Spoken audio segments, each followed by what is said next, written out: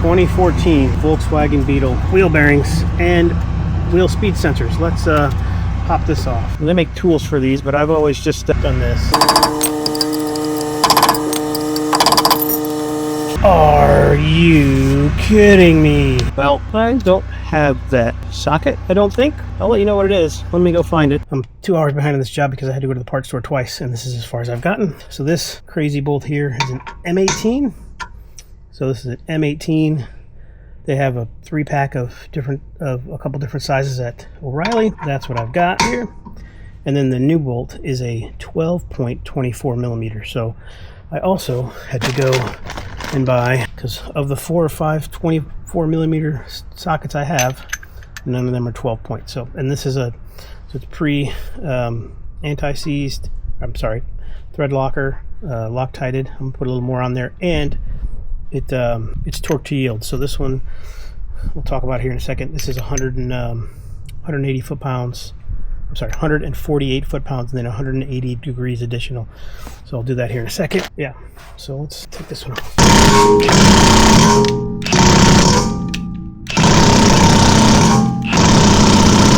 Well, that's a thing.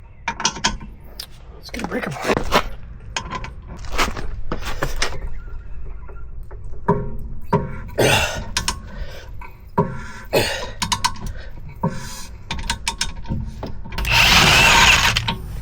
Cool bolt. Hope this doesn't need a puller. No, good.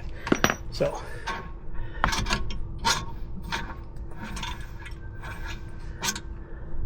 a little movement in the bearing, but it's not too bad. That bolt puts preload on it, so that's definitely why the movement. But you see, it's the grease here, so it has been leaking. And this is not the side that has the bad sensor, but the sensor also, because of the buildup, I think has a little bit of a. But so the sensor is held in by a 5 millimeter hex, and I can't see it, I can only feel it. So that's also the cool thing about this Volkswagen. Good news is it's not very tight. Little hex bolt. If I hit it with a hammer, good way to get the old one out. Oh man, get a punch.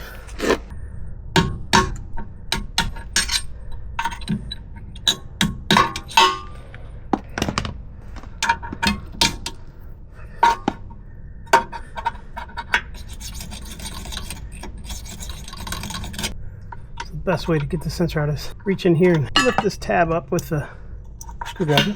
All set. Now I got these sensors from 4 sensors for 20 bucks on Amazon. So a set of 4 sensors for 20 bucks on Amazon. One sensor is $70 at O'Reilly. So do with that information what you will.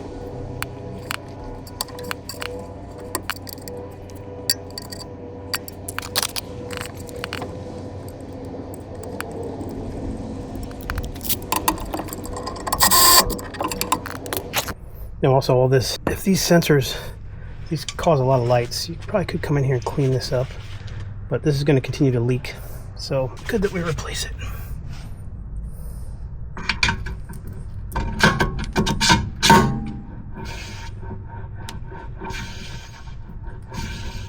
Spins nicely.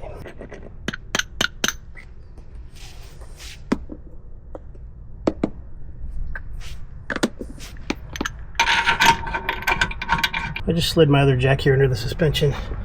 I've got my torque wrench set to 148. Lots of threads here.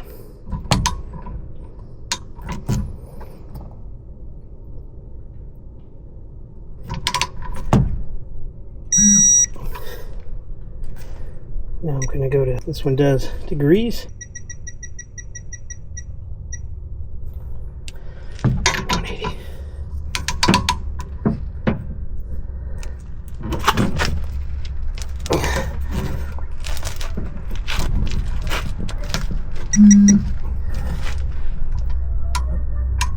That's not 180 degrees. It was only 45 degrees. We can get some more out of it.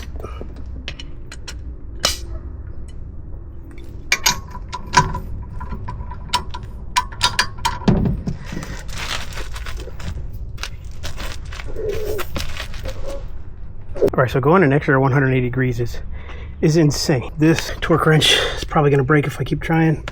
And then I know the head of these, even though it's a snap-on, will probably snap off. So I think this was a snap-on too.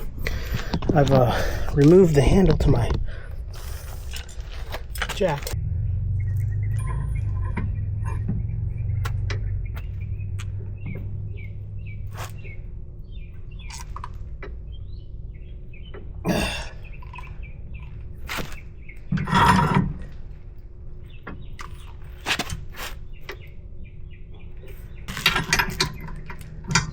About 90 degrees out of it.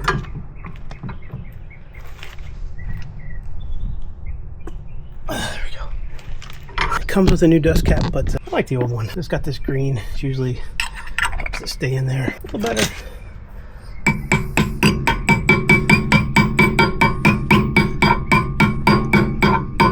Okay, well, this job was easy, but not as, I mean, if you got the tools here, it's easy. So what tools do you need? If you're gonna do, let's start with the sensor. If you're gonna replace a sensor, you need a 5mm Allen. So mine is, is a 3/8 drive, but you can just use a standard 5mm Allen wrench if you need to. Inside of here is this special bolt, and this is an M18, a 12-point, basically 12-point bolt. So you need one of those. If you're going to, if you've got the same hubs, these same bearings, you're going to need a 12-point 24mm for the new bolt to put it back on. Obviously you're going to need a torque wrench, and to get the 180 you can't just estimate, just know where you put the pry bar, because a pry bar with an extension is, I needed it. There's no way that torque wrench would have done it. So other tools you need to get the brake rotor off, it comes with a retaining bolt here, sorry, T30.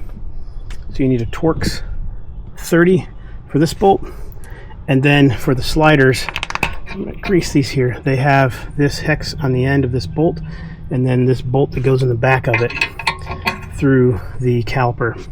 So you will need, this is a 13 and a 15, so you need a 13 and a 15 wrench. Obviously you need 17mm lug nut socket. So 17mm lug nut socket, 13-15 wrench, 30 T30, and then luckily the caliper, you don't need to take apart this caliper bracket because this is another M something special bolt back here, so it doesn't need to be touched.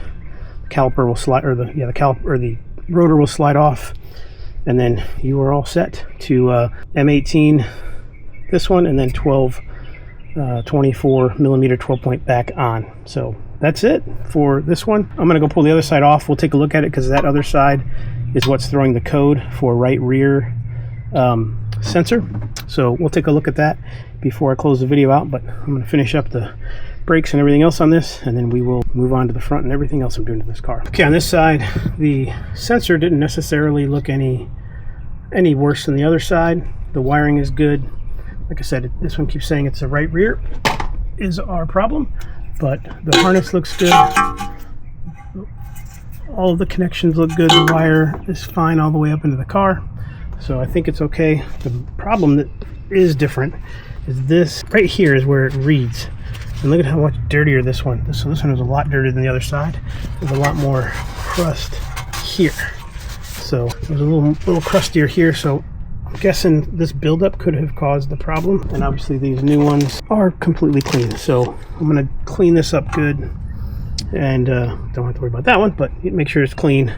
And I think that should do the trick. I'm guessing you could have gotten in here, back in here with a with something and clean this up if I really needed to, without taking it off. If that's a problem for you, we'll see if this does turn the light off. But for now, I'm going to put it together. We'll go drive it and see if those lights turn off. And if they're off, then we'll shut down this video. Hopefully you can see this wheel bearing job as being simple, right? Do it in your driveway. Couple of jacks, a couple of trips to O'Reilly's to get the right tools, and you can do this for about $100. Not a huge job. Like, subscribe, do the free things, and we'll catch you on the next one.